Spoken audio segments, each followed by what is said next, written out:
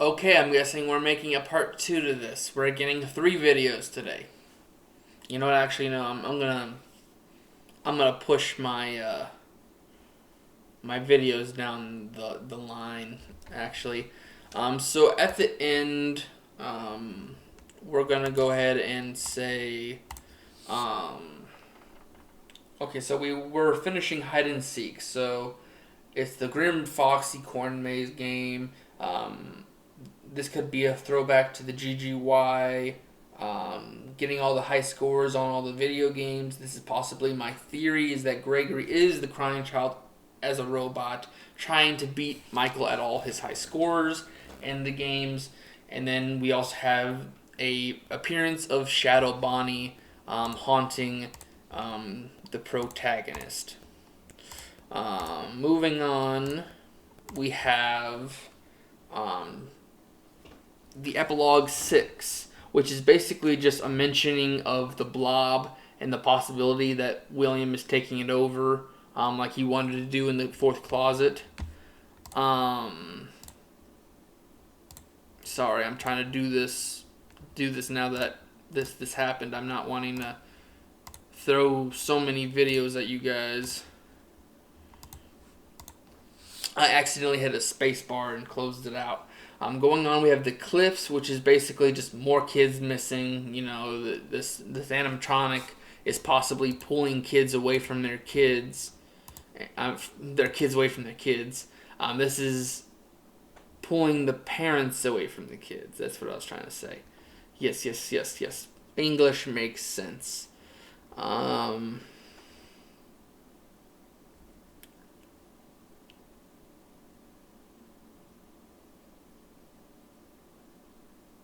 hmm. Um, I gotta make this quick. So we have the breaking wheel, which is basically just a reference to the spring lock failure. It is also coming back on, William Afton, the creator, who created the spring lock suits. He told me everything. Fazgoo. This is basically replacing humans with remnant.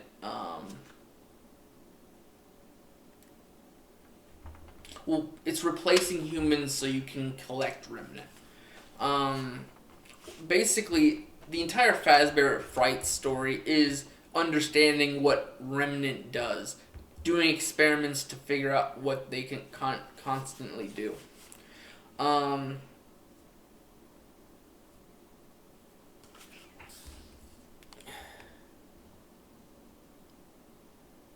what did I do here?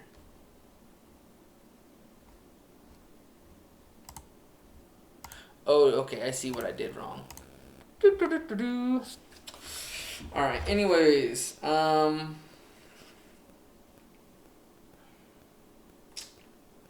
we're going on to the epilogue number 7. The puppet fights back against Afton. And then we have Elizabeth, Baby, and Eleanor is Daddy's girl. So basically, Eleanor comes out and tries to help out William Afton's counterpart. We have Gumdrop Angel, which is basically souls can be imbued in merchandise and food just because of so. We can do it, so we will do it.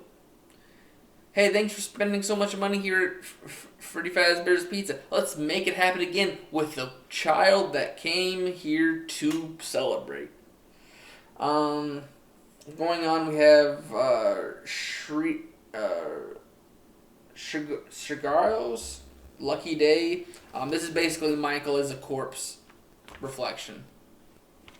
Then we go on to what we find. This is basically Finest Freddy's 3, Springtrap, Fazbear Frights Burning Down, the Fazbear being Fazbear's being haunted. We have memories and remnant happening. We also have the possibility of this guy not getting much oxygen and being in the enriched remnant environment, which could possibly be the reason why we see the phantoms in Five Nights at Freddy's 3. Going on to epilogue number 7, we have Remnant can share memories. So if someone really, like someone who is imbued into an object, is trying to like possess it and use its remnant to control this object, it can share with someone the memories of what they had. Going on to okay, we're almost done. Going on to puppet carver, objects can live, but needs pain. Basically, we're building the puppet carver. In this, they basically make a story that the puppet carver, it can be alive, but it can't feel without knowing what pain is. Next is jump for tickets. This is basically the hint that Innard's mask was a part of another original animatronic known as Coils the Puppet Clown. It's also going to be a reference to the puppet being a guardian of life.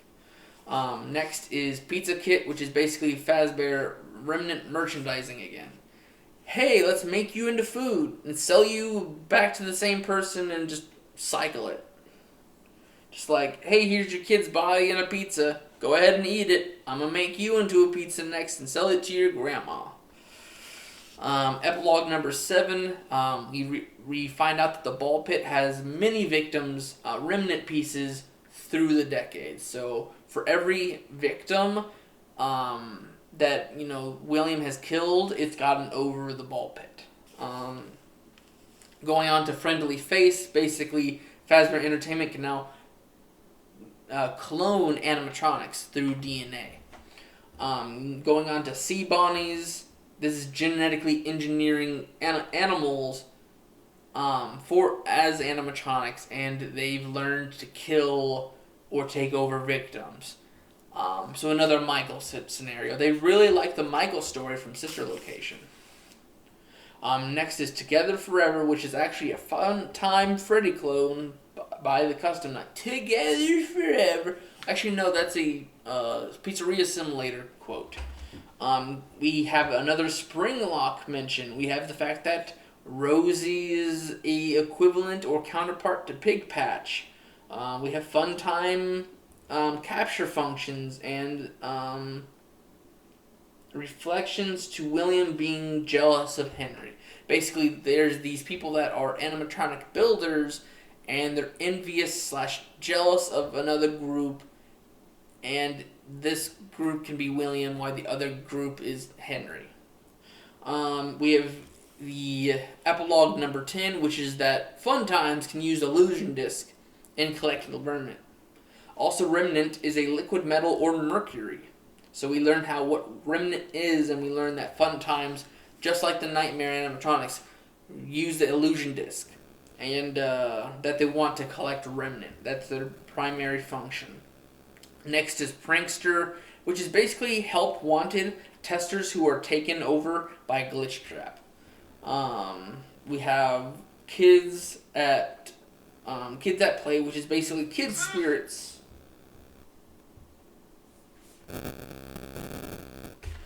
Kids' spirits and people who are terrible get what they deserve. So karma exists in this universe majorly. You're a piece of shit.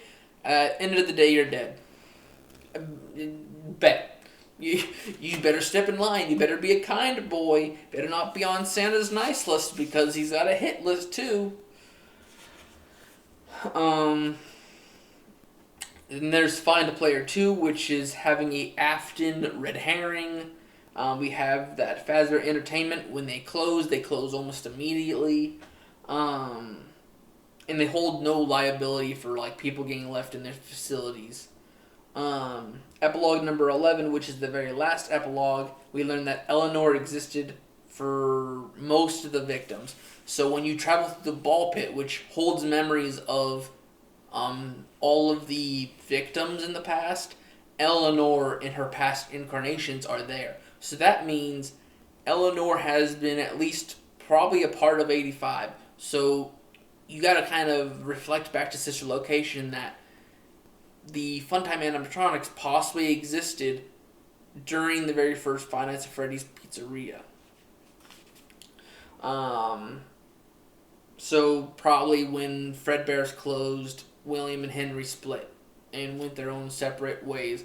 While Henry went and continued doing the pizzeria, while William went and did his, he did his own pizzeria, but it turned into a rental service. Um, we also learned that there is the positive slash light remnant, which is more healthier spirits versus shadow slash negative remnant, which is just dark remnant. So it's a yin and yang. It's two different halves of a soul, but it depends on the emotions they feel to make that remnant do it. So happiness of memories, like spending a day with your dad and mom, that's light remnant. Where like being murdered is dark remnant. Most victims are given the happiest day. This includes Millie from Count the Ways. She's one of them that was actually like out of nowhere. She either survived, or what a lot of people are saying is she got a happiest day by getting the ability to finally go and have time with her grandpa, who was the one who actually was trying to help her out in those dark times. We learn also that people who have remnant can heal. You can use remnant to heal people. And the very last thing is that Jeff's Pizzeria from Into the Pit bought the original Freddy Fazbear's Pizzeria, which means in our main timeline, it's no longer just Freddy Fazbear's Pizzeria. It was one that was claimed by another company as basically as a new pizza place popped in its wake. Trying to do this so I can throw these out immediately after we're done here.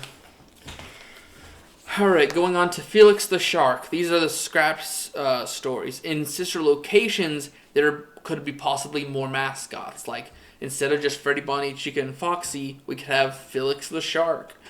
Or Billy the Bumblebee. That is trademarked. You cannot take that from me. How dare you? I will make a Fazbear franchise with Billy the Bumblebee. Anyways, then we have The Scoop, which is a Five Nights at Freddy's in-universe game. And it discovers... basically... Okay, I'm confusing you and myself. Basically, that this is when, in Help Wanted, they mentioned that the previous games were made into in-universe games made by a rogue indie developer, which we do go over in the Tales of the Pixaplex. But anyways, it turned into an actual community that people really liked these games, and they do get obsessed with it. And they reference game theory in this one and in the next one, which is You're the Band. But in this one, they start discovering the missing kids' bodies through... this one was particularly a movie theater that they found one of the missing kids is in while looking through the game. Which is probably the spirit of that missing kid saying, hey, come find me. And then, be found. That way they can get put to rest. Next is You're in the Band. Like I said, there is another game theory reference in here. But the only thing you get from this is that there's remnant memories in another Michael ripoff. Next is Tales of the Pizaplex. We have the one that I actually read. I've actually read this instead of just some summary from someone. Is Frailty. I think it's how you mention it.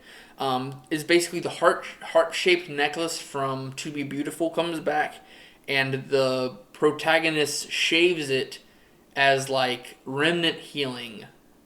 It is weird. Basically, what it's saying is that this heart-shaped necklace is made out of pure remnant, and by shaving it, is shaving pieces of the soul, and it gives this person healing factors. And then we go to Lally's Game, which is basically another killer animatronic. Oh boy. It also can possibly mean that there's people who went and collected Fazbear Entertainment possessions and just held them for themselves, or they had such fond memories that they decided to take things themselves. when there was foreclosing. Like, we don't mention a lot, but Five Nights at Freddy's 3, after the fire, there were properties sold off during an auction, and it's very possible that some citizens actually were able to get a hold of some of the Fazbear property, and they possibly can still hold on to it. So it's very possible that we can learn that people come together and have a little history museum of Fazbear memorabilia. Then let's see here. Then we go to Help Wanted. Well, actually, no, we go to Under Construction, which is trapping someone in a VR Help Wanted game. That's basically it. Then we go on to help. Then we go to the actual Help Wanted, which is basically just saying, hey, this guy named Steve is basically the counterpart to Scott, and this is the rogue indie developer from Help Wanted that's getting forced by Fazbear Entertainment to make games, and they're using the helper bots in Security Breach and they also have the illusion disc to make a family for him. And then we have Haps, which is basically just discovering the Pizzaplex underground, and it basically says that any of the animatronics, including the signs, like I call them safety bots, but you have Dawko who calls them Pat Pat. They're basically can still be used as dangerous animatronics.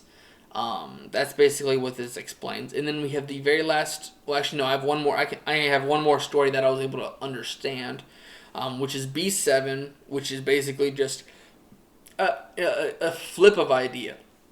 Instead of robots taking over a human or the remnant going into another human being, this is a human wanting to become a robot. Which I guess we're getting another story about this one where it's a 2.0 version of B7. And then we have Somophobia, which is basically the fear of sleep. We learn of, we had a special delivery, which was AR.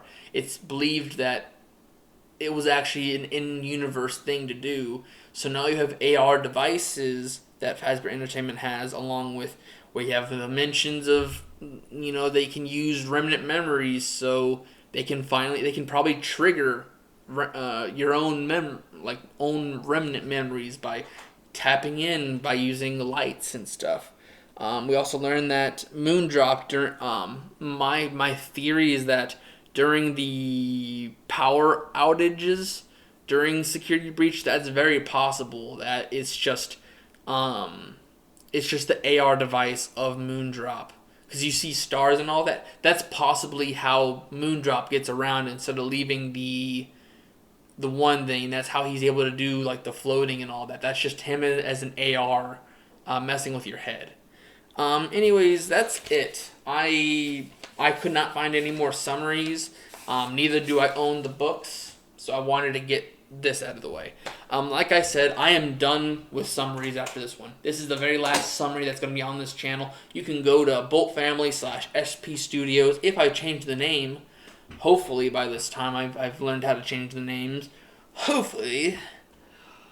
But anyways, that's the last of our summaries for this channel. I'm also very done with going over the timelines as an entirety.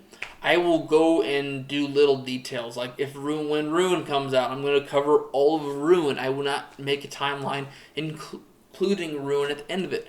I'm just going to cover it, and like I said, it's going to be covered on SP Studios or B.O.L.T Fam. Anyways, I'll see you guys in the next video. I got one more video to make for April, then we're done, and then I gotta go start on May because I want to get May done, and then I can start worrying about getting some uploads backed up on B.O.L.T Family so they can actually start growing. And then I can start learning how to do stuff like editing soon. Anyways, I'll see you guys in the next video. Bye-bye.